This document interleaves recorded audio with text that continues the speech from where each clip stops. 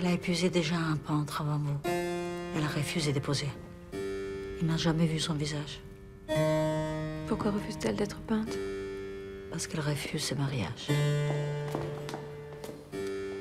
Vous allez devoir la peindre sans qu'elle le sache. Retrato d'una mujer en llamas ens trasllada a França a finals del segle XVIII. La Marianne és una pintora que rep l'encàrrec de fer el retrat de noces de l'Eloïse, una jove que acaba de deixar el convent i que té dubtes seriosos sobre el seu proper matrimoni. Per això, la Marianne l'ha de pintar sense que ella se n'assabenti i es converteix a la seva ombra. Quel en est le titre? Portrait de la jeune fille en feu. La puesta en escena es típica de un asesino frío y metódico. Ninguno de los acontecimientos ha sucedido fuera de este distrito. Distrito que está lleno de coleccionistas, anticuarios, gente rica. Maribel Verdú interpreta una inspectora de policia a El asesino de los caprichos. Investiga una sèrie d'assassinats entre l'alta societat madrilenya amb una característica comuna. Els escenaris de les morts representen els famosos capritxos de Goya. La inspectora haurà de trobar-ne el responsable amb l'ajuda d'una nova companya molt diferent d'ella.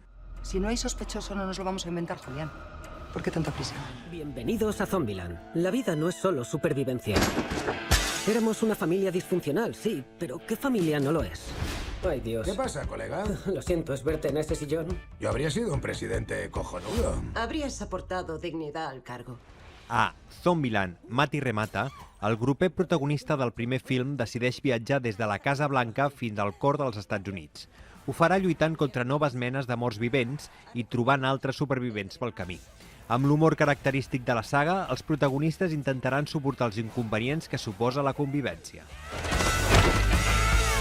¡Muere, zombie!